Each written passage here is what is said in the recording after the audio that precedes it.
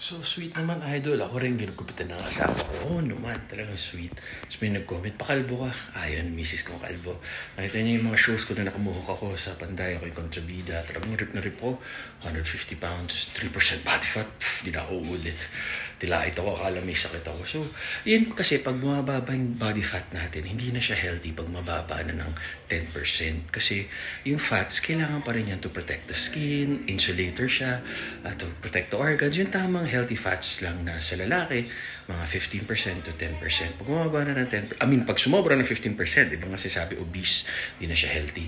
Pag bumaba naman ng 10%, dangerous ground, sa mabilis ka na magugutom, ma-hypo. Sa babae naman yata hanggang 15% lang. Or baka nga 24% kasi kailangan nila for their estrogen. Anyways, check nyo na lang. Tama kayo. Mali ako. Let your doctor do what works for you. Always happy, healthy, and always pray.